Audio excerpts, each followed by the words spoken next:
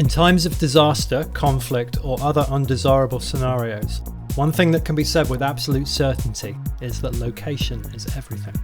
Imagine being stuck in a city where it's all kicking off, with no emergency exit plan and no sensible logistics to get out of there. You're at the mercy of whatever's going on. On the other hand, if you happen to be somewhere on the other side of the world, you might be blissfully unaware that these events had even taken place. The key is not to be stuck anywhere, and to have the ability to get out of Dodge at the drop of a hat if need be. So here's my tutorial on international bug out. First, an escape story from the good old days, and then a 10-step plan that you can start implementing right now so as to be more prepared for whatever comes along. Introduction: a true story of international escape.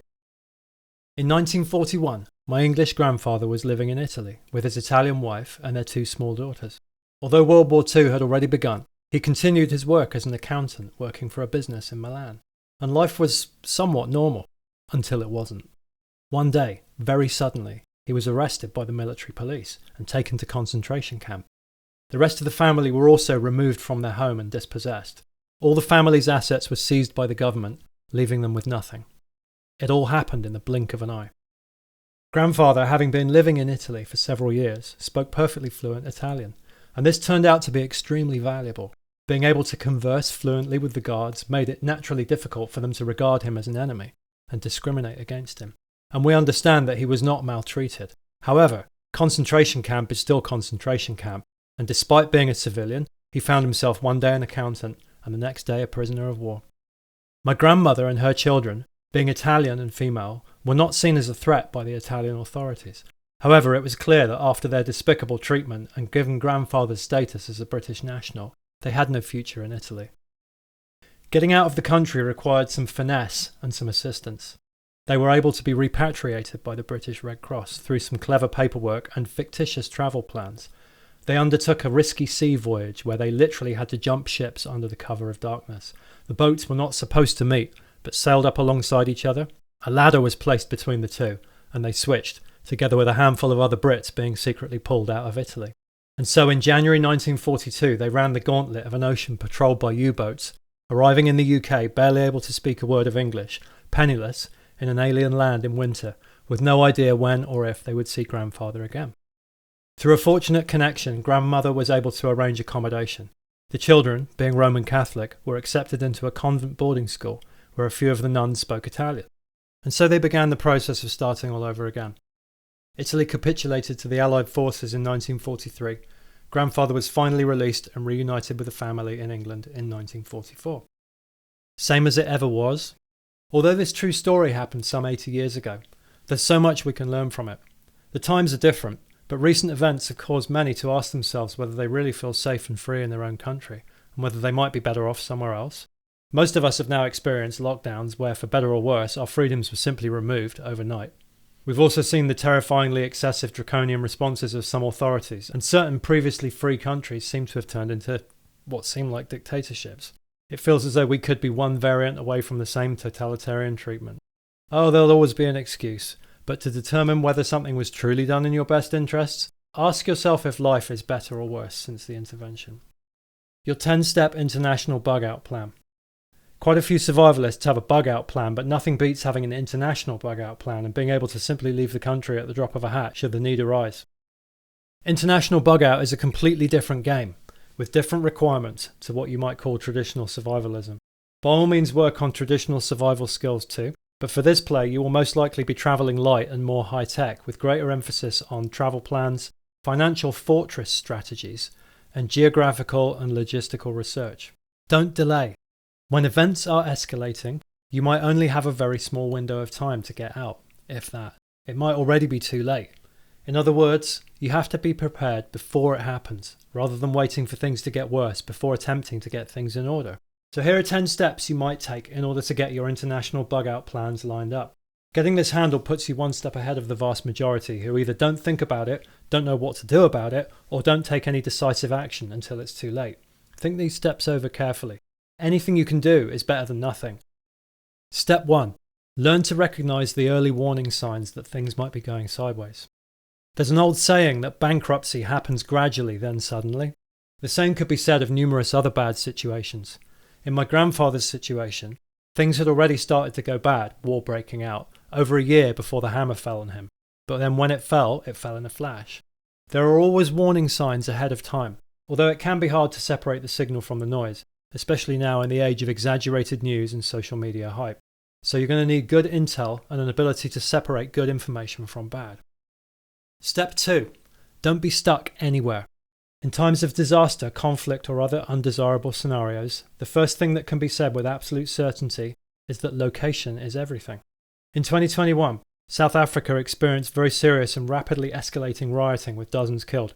Imagine being stuck in a city where it's all kicking off, with no emergency exit plan and no realistic logistics to get out of there. On the other hand, if you happen to be somewhere on the other side of the world, you might be blissfully unaware that these events had even taken place. For every place that's going through hell, there's another location where the sun is shining and birds are singing merrily. Sometimes it's the luck of the draw. You simply don't know where it's going to go down.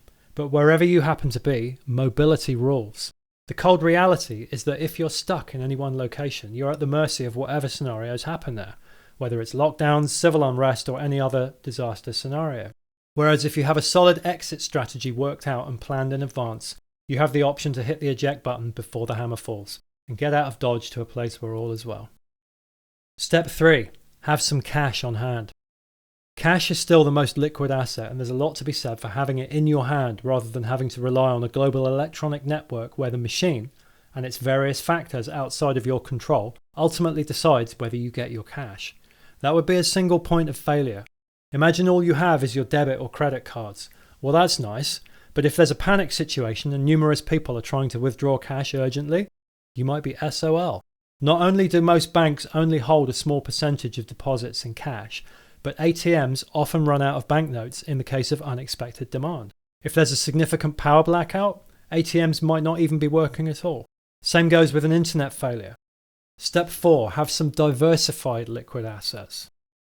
Having all your assets inside the financial structure of one country is a point of weakness. Holding only one currency is a point of weakness. You could set up an account such as the Wise Borderless account, which gives you the ability to convert, transfer, hold, send and receive in numerous currencies. Their fees are much lower than typical bank transfer fees too. There are also numerous crypto debit cards, for example BitPay, Nexo, Crypto.com, which enable you to preload an account with crypto and use the card to shop in the typical manner, as well as withdraw cash from ATMs in some cases. A highly useful additional asset to add some protection against interruption to banking services. Another option is physical gold. Think again about my grandfather's example. All of their assets were in Italy and ended up being confiscated by the government through no crime or fault of their own whatsoever.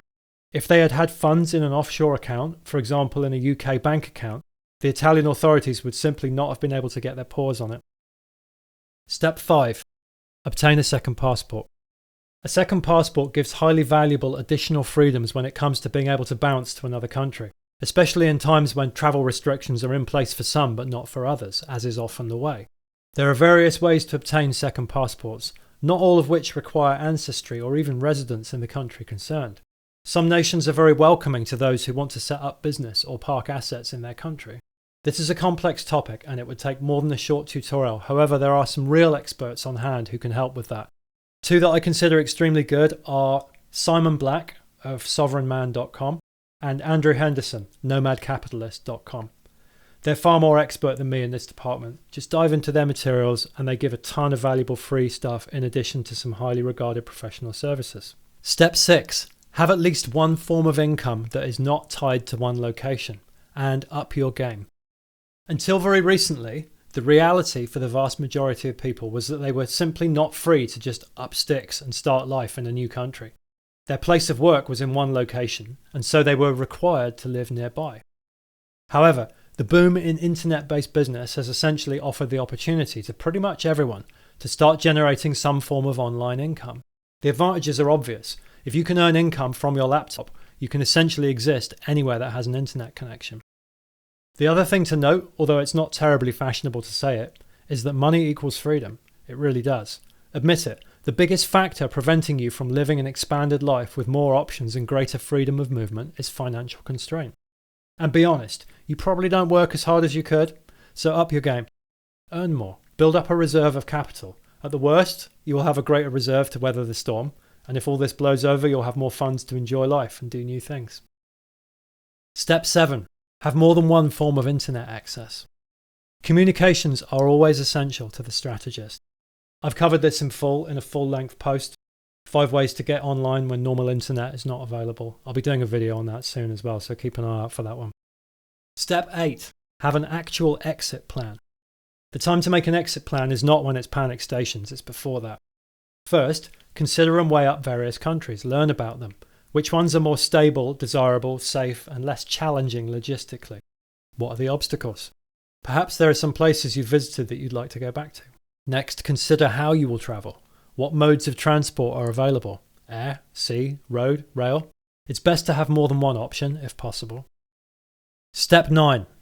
Accommodation, network, and contacts.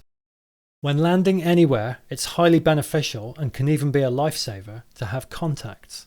Highly desirable would be having some welcoming friends who can put you up for a few days while you get your bearings and get some proper accommodation sorted. Do you have family or friends in other parts of the world? Time to make a list of those connections. Doing some preliminary outreach is a good idea. And even better might be to create or tap into a network of similar-minded folks. International contacts can also give you top quality unfiltered news about what's happening in their location, which can be useful. An interesting further avenue of research, you can look up the country's Airbnb options and even chat to some accommodation providers in order to start laying foundations of some potential connections.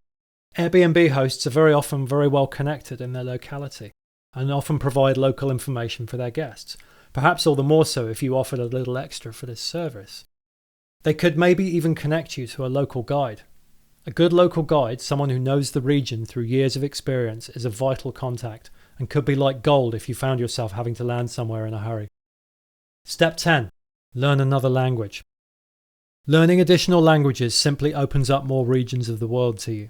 Many people feel uncomfortable visiting places where they don't know a word of the language. Multilingual ability is a highly valuable survival skill that increases options and breaks down barriers around the world. For the survivalist, the best choices are going to be languages that are spoken in diverse regions.